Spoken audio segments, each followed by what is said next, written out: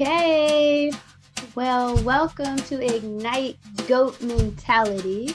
I am Dr. Karen Walker, and I am retired Marine Corps veteran, and usually joined by my co-host, which is Charmin Jacobs, a retired U.S. Navy veteran.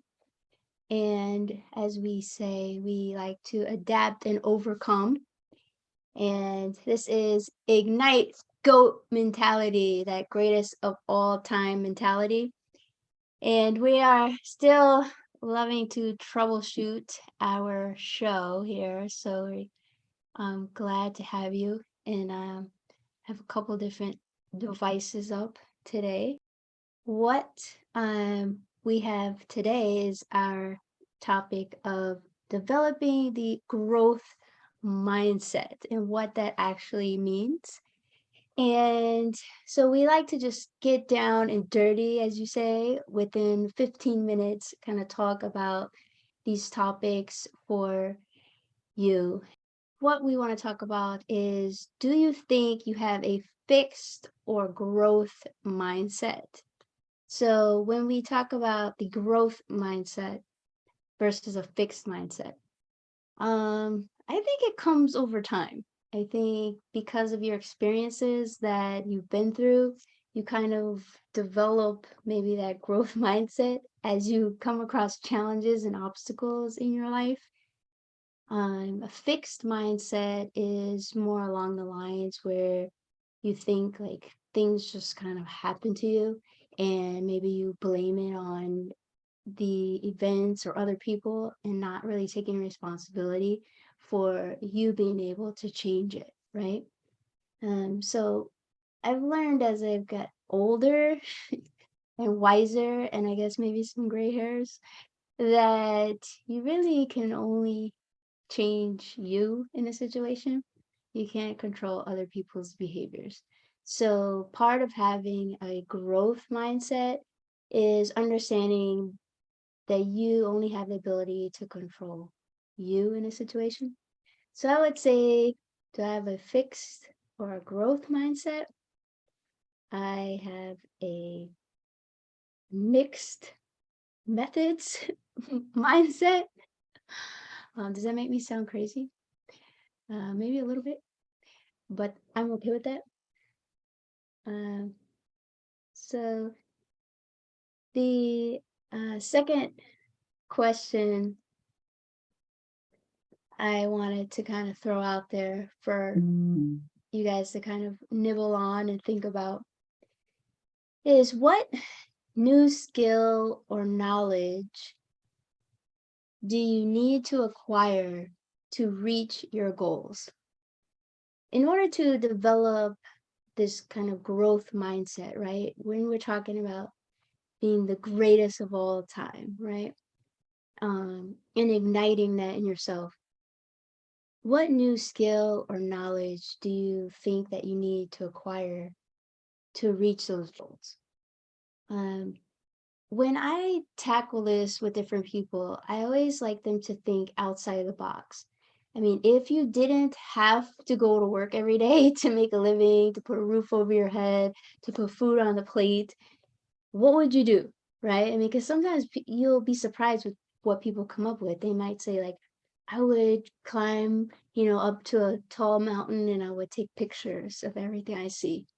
Or they would say, hey, if I didn't have to make money, I would travel the world, or I would spend more time with my family, or, I mean, they come up with all kinds of things. I would cook some of my favorite recipes, so I would write a novel. But you really get down to the passions that you have in your life when you take kind of the necessity of work out of that growth mindset. So I would challenge you to kind of make a list of passion skill sets, and then also the knowledge skill sets, right? So you already have some things that you probably are driving towards in your head, like, look, I want to get an associate's degree or a bachelor's degree or master's degree or even a PhD. those are knowledge kind of based skill sets. And now even people are kind of, it's getting trendy, I guess, to go back and do vocational college skills. And I think we got away from that, or we lost touch with the vocational jobs, which, you know, are passion based as well, right? Working on cars or cosmetology.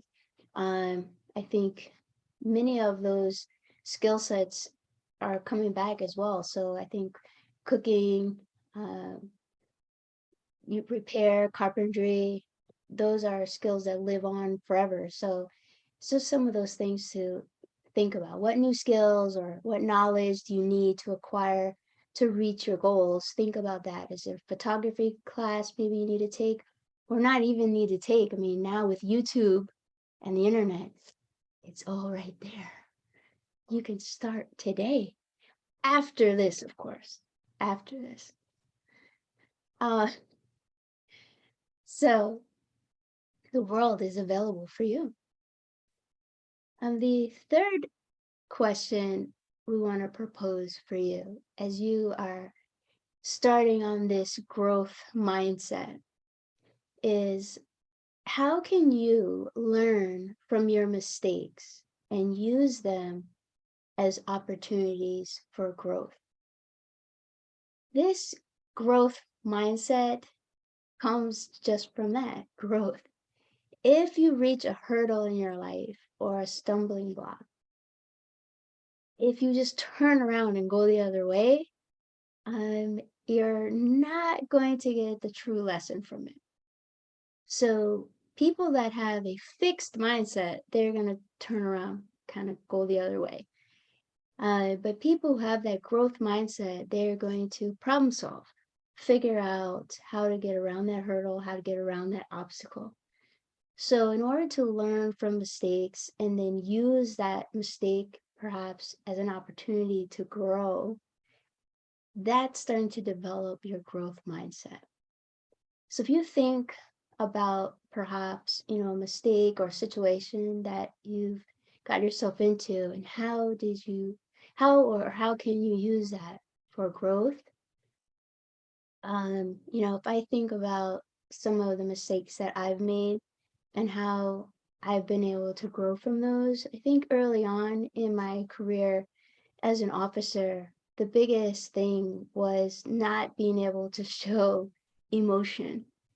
And I talk about this in one of the first books that I co-authored with Dr. Julie Ducharme called Leading by My Ponytail, Why Can't I Wear Pink and Be President?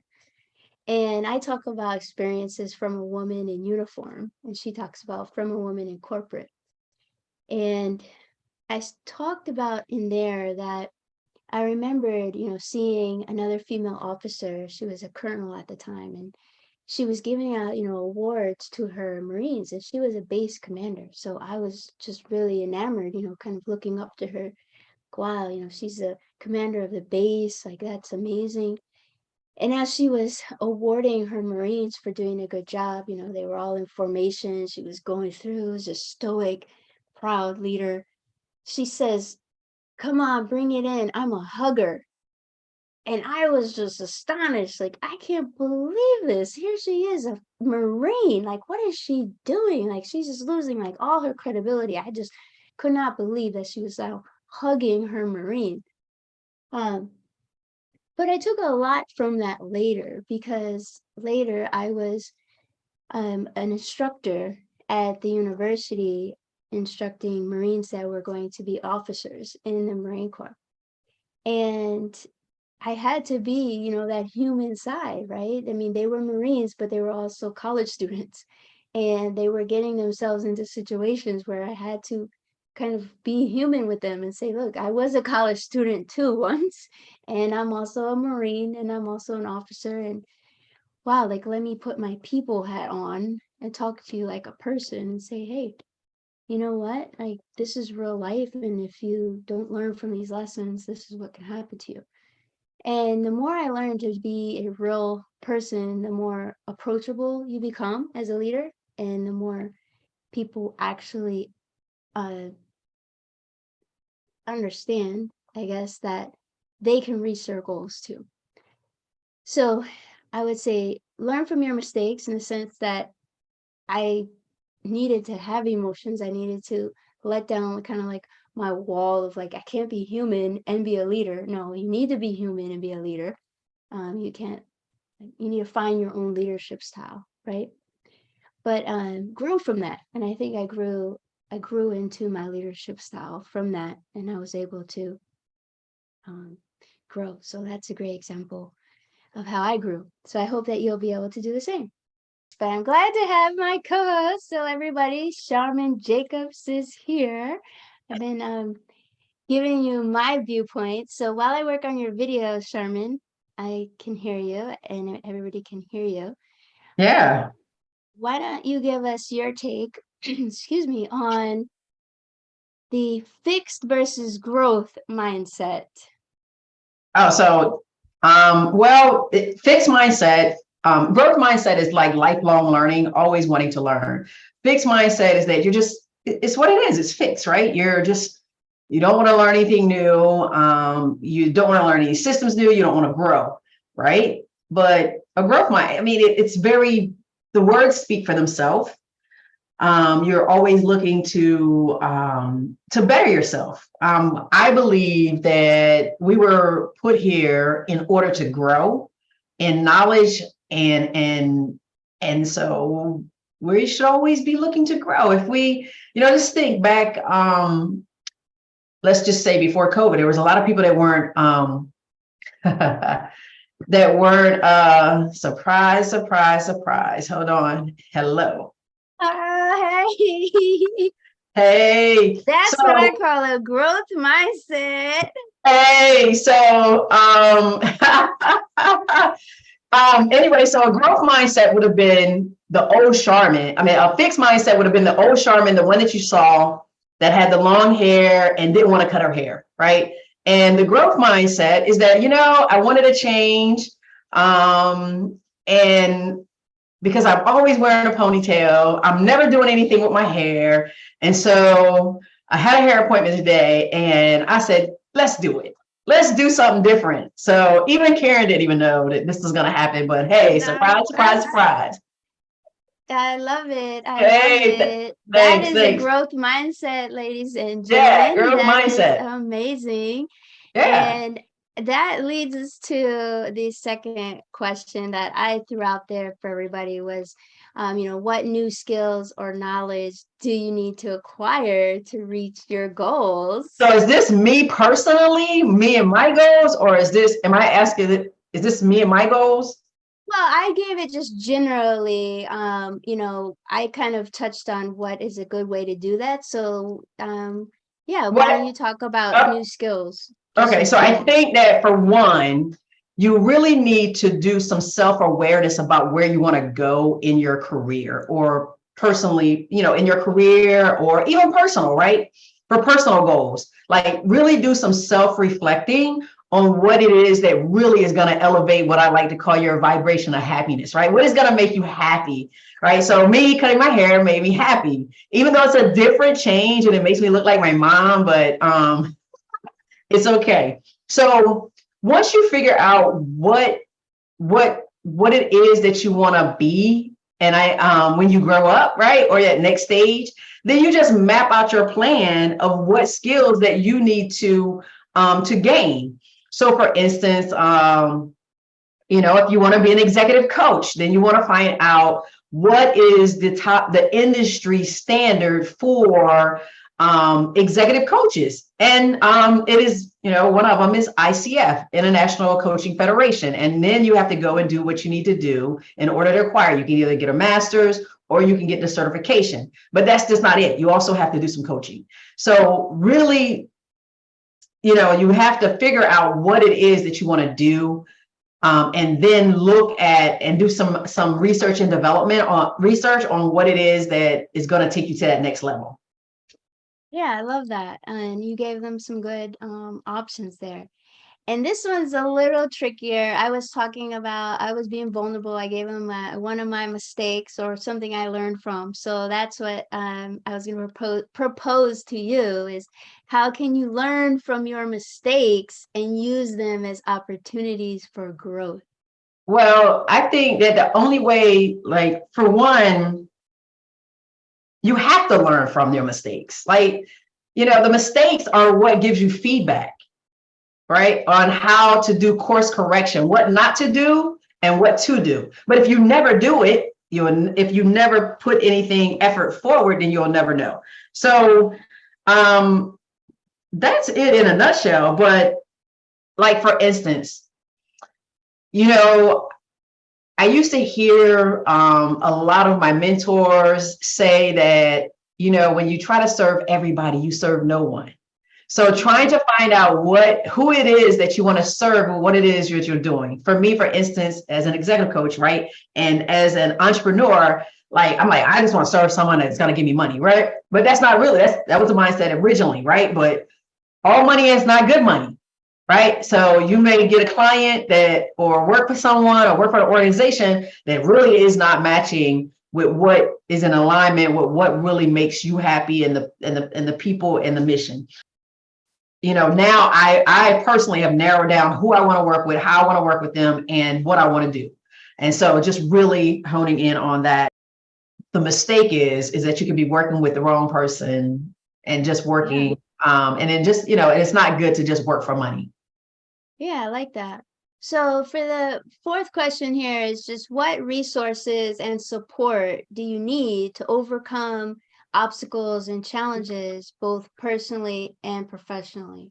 I think that you need you need people in your life and your ecosystem that you can be vulnerable with regards to the things that you're trying to accomplish, whether that is mastermind, whether that is an accountability partner, whether that is a coach, right? Or even a mentor. You need someone that is going to be your cheerleader, but not so much that they cheer you on, but they'll also you can be vulnerable with, and then and where you can share, and then they're going to give you that feedback, right? Where you feel safe and you don't feel like that they're getting down on you, that you can receive that feedback well. So and resources is to overcome your obstacles. It just depends on what, maybe you need to maybe journal, right? Maybe you need to take some classes. Maybe, you may need the physical part, right? Mind, body, and soul. You may need to, find some resources to get in alignment with that, because, when you look good, you feel good, right? So, and when you feel good, everybody feels good. When you feel good and you're happy, everybody around you is happy. I like that.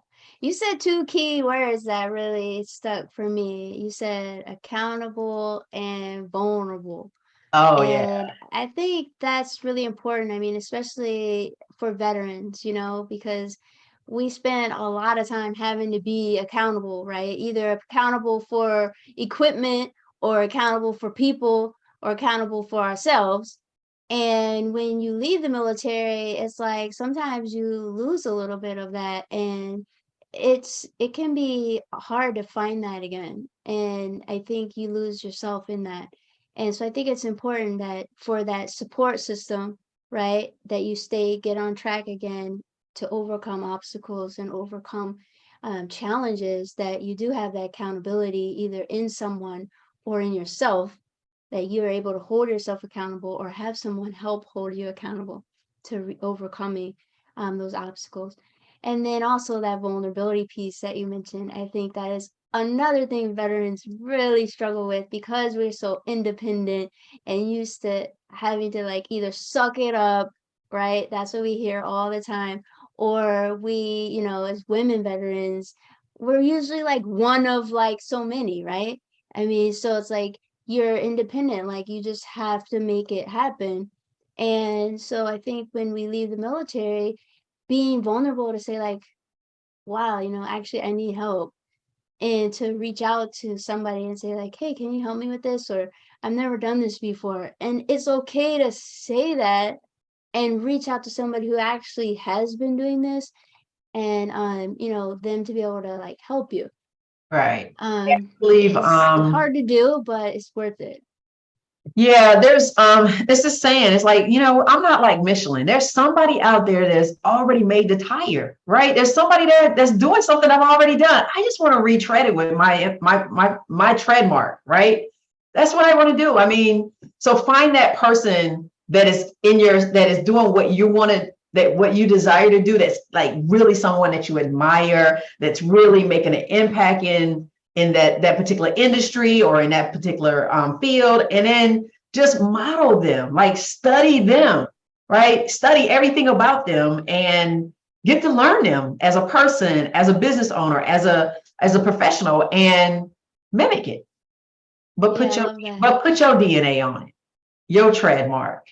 Yeah, no, I love that so much. And I just want to thank everybody for sticking with us as we continue to work out all the kinks for our Ignite GOAT mentality.